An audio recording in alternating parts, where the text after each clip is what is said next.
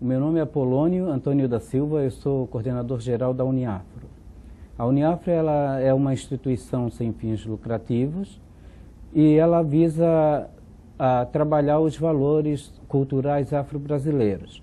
Esses valores eles são os valores educacionais, sociais e também os valores religiosos. Esse primeiro documentário que nós estamos realizando, ele é um documentário com um tema afro-brasileiro. Nele nós abordamos o aspecto da afro-religiosidade na ilha de Santa Catarina, aqui em Florianópolis, e nós partimos do princípio assim, entrevistamos personalidades que achávamos ser de importância, né, nesse meio. Nesse trabalho a gente procurou destacar as necessidades que o culto afro-brasileiro vem tendo, que são a falta de apoio, a falta de apoio institucional, a falta de união dos cultos, né, e a necessidade, né, de se unir para que o culto se defenda dos ataques que ele vem sofrendo seguidamente por outras religiões, né, religiões essa que a gente vê nitidamente quase que todos os dias em nossos lares através da tela da TV. Então, a Uniafro fez esse documentário justamente visando esses temas. Também abordamos nesse documentário a opinião científica através de pesquisadores, né? Um pesquisador da UDESC, o Canabarro, que também nos deu uma entrevista. Bom, o título do documentário, a Cultura Afro-Brasileira em Busca da Identidade Perdida, ela busca resgatar essa identidade que já se perdeu lá na época do Brasil colônia, quando os negros vieram para cá, negros de várias etnias, e eram colocados juntos na mesma senzala de que forma que eles não tinham como se comunicar através da fala, porque cada um era de uma etnia diferente, cada um falava um dialeto diferente. Então, ele usava para evitar que o africano que estava escravizado pudesse se articular, pudesse se organizar e fugir. Eles mantinham essa estratégia. No caso, o mais importante deles, com o Zumbi dos Palmares, né? Então, nesse documentário a gente também aborda um pouco desse período. Bom, gente, eu não vou nem me alongar muito falando, então eu os convido para que assistam o documentário que vai ser passado a seguir. Obrigado.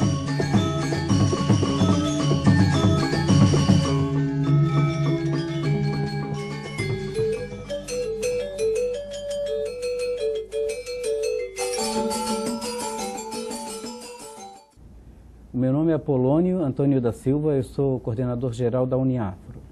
A Uniafro ela é uma instituição sem fins lucrativos e ela visa trabalhar os valores culturais afro-brasileiros. Esses valores eles são os valores educacionais, sociais e também os valores religiosos. Esse primeiro documentário que nós estamos realizando, ele é um documentário com um tema afro-brasileiro. Nele nós abordamos o aspecto da afro-religiosidade na ilha de Santa Catarina, né, aqui em Florianópolis, e nós partimos do princípio assim, entrevistamos personalidades que achávamos ser de importância, né, nesse meio.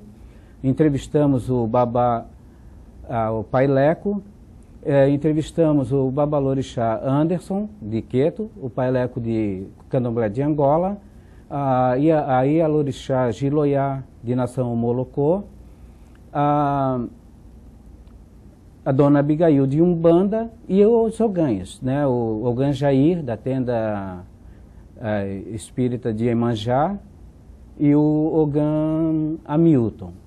Nesse trabalho a gente procurou destacar as necessidades que o culto afro-brasileiro vem tendo durante esse período, que são a falta de apoio, institucional, a falta de união dos cultos, né? E a necessidade, né, de se unir para que o culto se defenda dos ataques que ele vem sofrendo seguidamente por outras religiões, né? Religiões essas que a gente vê nitidamente quase que todos os dias em nossos lares através da tela da TV. Então, a Uniafro fez esse documentário justamente visando esses temas.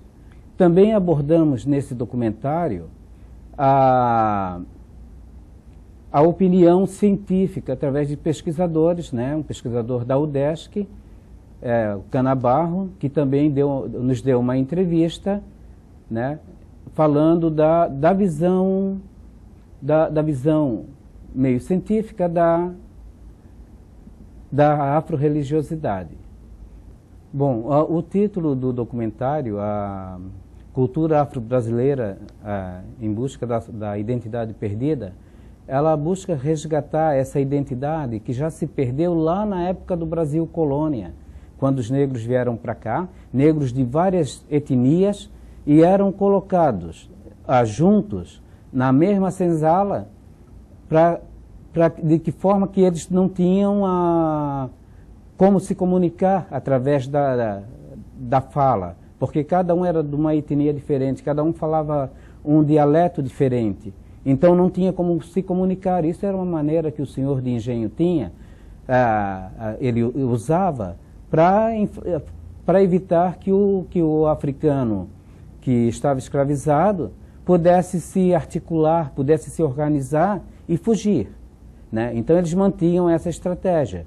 Só que com o tempo a linguagem foi sendo aprendida, foi sendo assimilada, e aí a gente teve, né, todos os levantes de escravo, né? No caso, o mais importante deles, com o Zumbi dos Palmares, né? Que se rebelou contra a escravidão do qual viviam os africanos.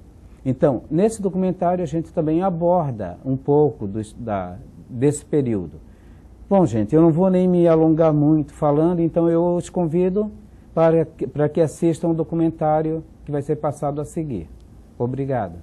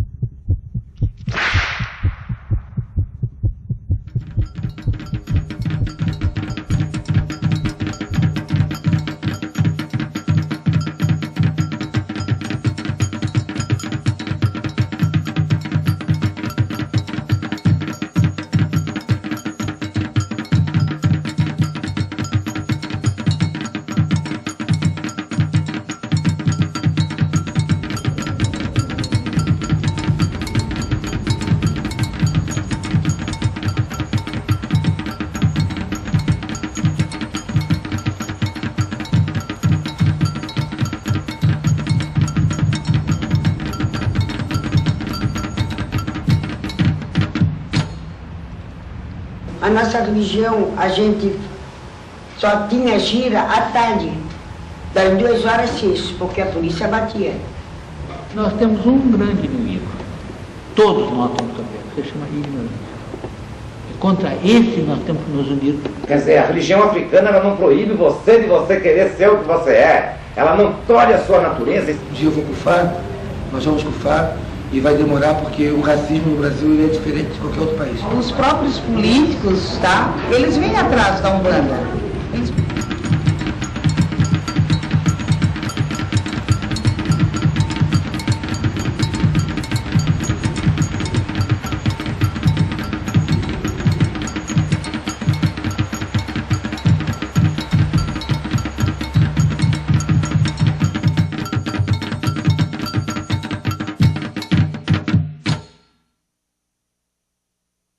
O sistema escravocrata sempre esteve presente na sociedade humana, desde a Grécia Antiga ao Antigo Egito, incluindo, claro, Roma.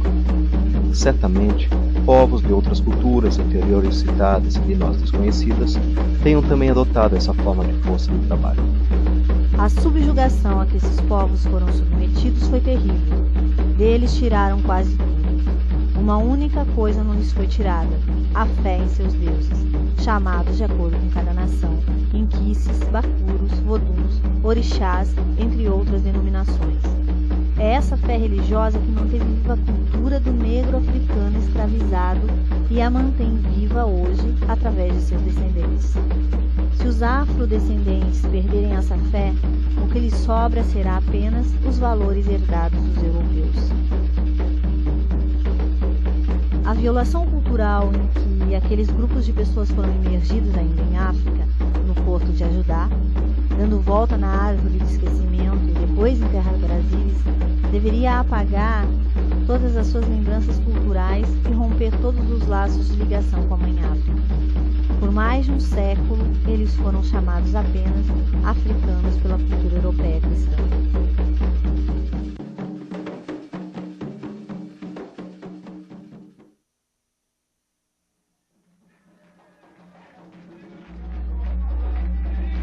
Denominar as religiões afro-brasileiras como religião do diabo, gente do mal, seita diabólica, lugar de encostos, magia negra, é compactuar com o preconceito sobre os que praticam esta forma religiosa e até mesmo torná-los alvos de discriminação e divisão social. Além do que, fere o princípio da dignidade humana. Permitir que isto continue é abrir as portas para uma guerra santa e favorecer o engrandecimento de uma religião em detrimento das outras. A ignorância e o egoísmo são ainda o maior mal da evolução dos seres humanos.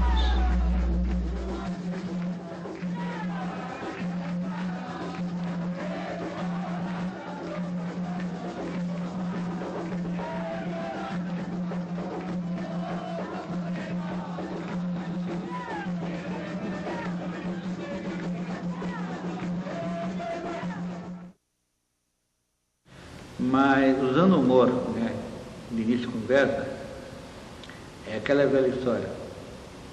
Como eu faço, digo de brincadeira, não faço macumba, eu faço boa cumba. Né? A pessoa para pensar, pô, peraí, como é que é? Em primeiro lugar, você tem que saber o que é uma macumba. Quer dizer, é difícil as pessoas que sabem que macumba vão saber que macumba é um instrumento musical. Começa por aí. Estou fazendo macumba, aí o cara está bem afinada. Outra coisa, está fazendo magia negra. Para aí, um momentinho, para aí. Magia negra é coisa de branco. Quem fazia magia negra era na Idade Média, né? Era missa negra, essas coisas tudo, que missa negra não tem nada a ver com coisa africana. Não confunda a cor da pele com culto, com crença, com superstições.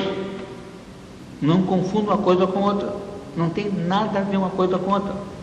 Não podemos misturar a magia negra com a nossa religião. Magia negra é coisa lá, europeu. Nosso ritual não é para fazer o mal, é para tirar o mal. Exu não é o demônio. Exu é um guardião que nos protege do mal. É a polícia. O policial não é uma pessoa má. Ele está lutando contra o mal. A polícia só bate em quem está devendo. É o serviço dele. Então o Exu para nós é a mesma coisa. Ele está para nos defender do mal. Se você me mandar flores, eu te mando flores. Se você me mandar fogo, eu te mando fogo também. Aí quem vai me defender nessa parte aí é o Exu. Então o Exu não é um demônio. Exu não é a coisa ruim. Exu é que nos defende. Exu, ele é orixá. Ele sempre foi o dono de mercado, ele cuidou das portas de mercado, ele sempre cuidou da porta de qualquer casa, ele que defende, ele que é tudo, ele que é o transportador, ele que faz tudo. O orixá sempre teve riqueza, tem o Exu para trabalhar para ele, o Exu para cuidar para ele, o Exu para avisar para ele. Exu é energia, ele é a própria energia que mata a besta, mata o mal dentro da gente. Como é que você vai evoluir se você... Aí tem gente que associa o Exu ao diabo ou às coisas negativas, né? A magia negra fez injustamente, né? E através dessas crenças, dessas crendices, assassinar milhares de mulheres em toda a Europa. A magia das Yamis nunca matou ninguém, que eu saiba. Nunca tem essa mortandade em massa. Eles só olham o candomblé e a nossa religião só em página de jornal. Pai de santo fez o ebó, matou não sei o que lá. Pai de santo envolvido em magia negra. O cara vai lá, diz que matou um ritual de magia negra, matou uma criança, associa a candomblé. Ele não tem nada a ver. Ele não é pai de santo, ele é um bandido. Ele é um assassino que vai pagar para lei, não tem nada a ver. Agora, se você vem aqui me procurar, ô pai, eu queria que o seu Tiriri me arrumasse um serviço, ótimo. Ô pai, eu queria que o seu Tiriri me arrumasse um marido. Ô pai, que o seu Tiriri matasse uma pessoa. Não, eu não uso a minha essência para isso aí.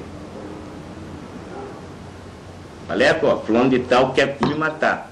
Chama o seu Exu para me proteger? Chamo. Aí eu chamo. Por que ele quer te matar? Ah, porque eu roubei ele. Ah, então não chamo. Está errado. Então, é por aí que a gente faz esse contorno. O santo é para fazer o bem e não para fazer o mal.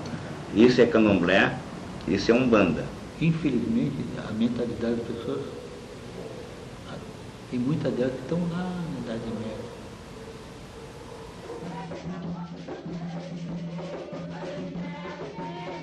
Uma filosofia de vida que visa proteger o meio ambiente, cultuar a memória de seus antepassados e ídolos e experienciar a energia de Deus entre os homens de uma forma direta, através da incorporação ou manifestação dos orixás, e assim passar ao povo as mensagens do divino. Esta é a religião afrodescendente, tão combatida, tão temida, tão desprezada e negada, e tão pouco conhecida.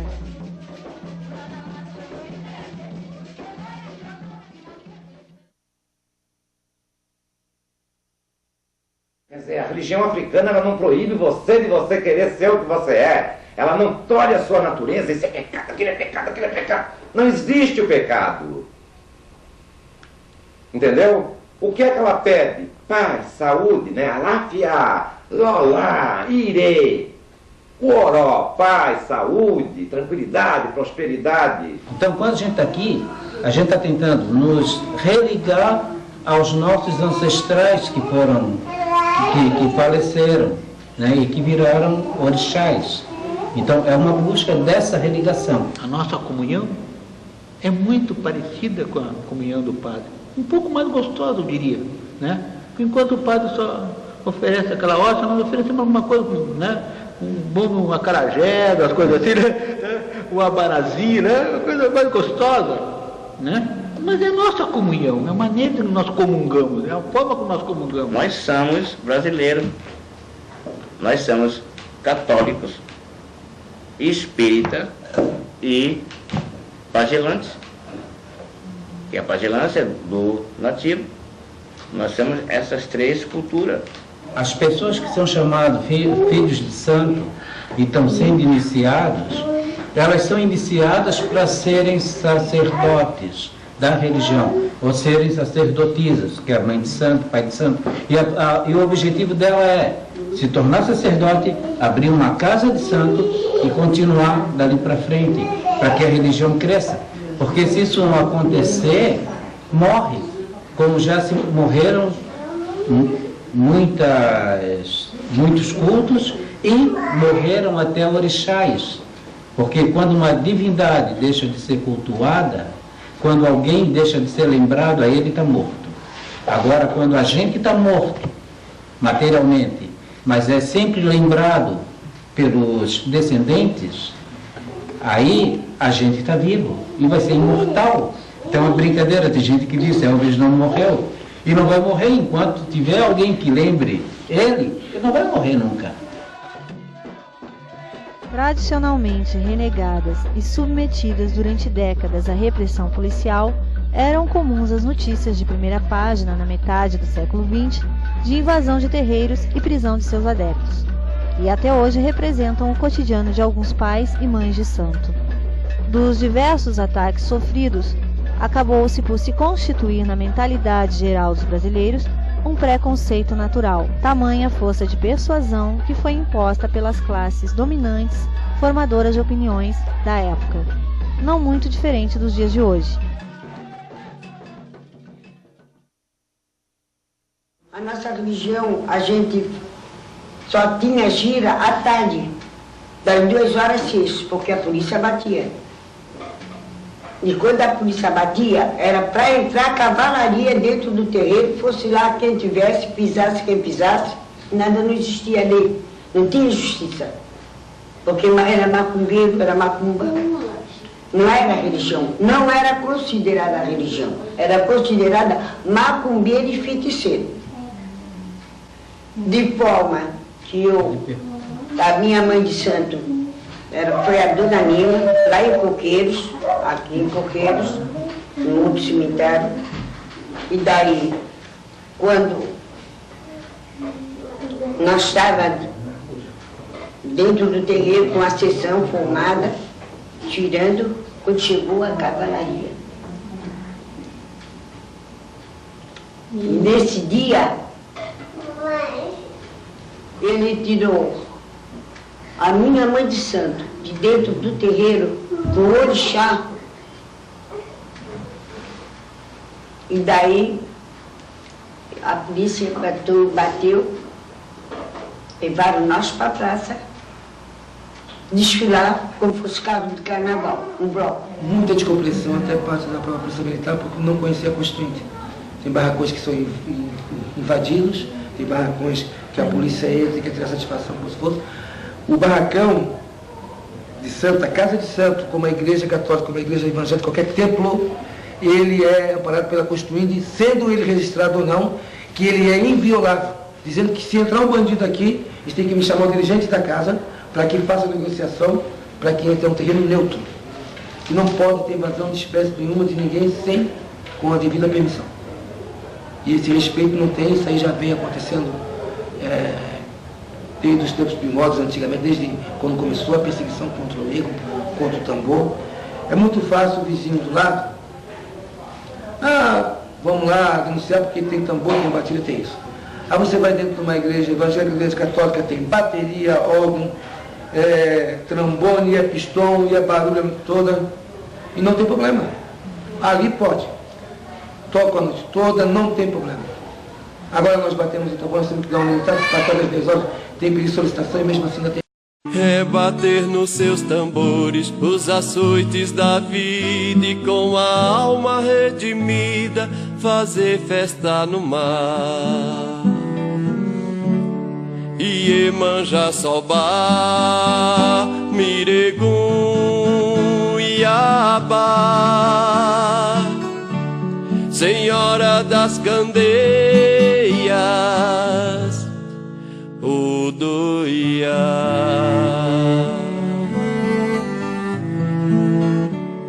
Por que tantas palavras contra os feiticeiros negros, que só querem liberdade pra saudar Xangô? Relembrar nos seus tambores a história perdida, e com a alma redimida cantar em seu louvor. Xangô Agodô é justiça e amor. Xangô Agodô, Caô, Caô.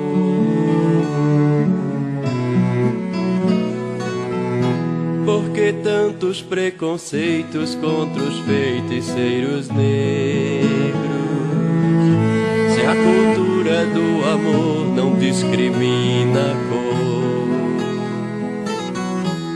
O navio negreiro já miscigenou, e em cada negro tem um branco que a princesa libertou. É hora de dançar para o rei Nagô, é hora de cantar o que Zumbi ensinou. Ojuoba, Ozazie, Ojuoba, Ozazie, Ozazie, Ojuoba, Ojuoba, Ozazie, Ojuoba, Ozazie, Ojuoba, Ozazie, Ozazie, Ojuoba, Ojuoba, Ozazie, Ojuoba, Ozazie, Ojuoba, Ozazie, Ozazie, Ojuoba, Ojuoba, Ozazie. Orixá, Pata, Agonilê, Agonilê, Moforo, Balé. Orixá, Pata, Agonilê, Agonilê, Moforo, Balé. Orixá, Pata, Agonilê, Agonilê, Moforo, Balé. Orixá, Pata, Agonilê, Agonilê, Moforo, Balé. Orixá, Pata, Agonilê, Agonilê, Moforo, Balé. Orixá, Pata, Agonilê, Agonilê, Moforo, Balé. Orixá, Pata, Agonilê, Agonilê, Moforo, Balé. Orixá, Pata, Agonilê, Agonilê, Moforo, Balé.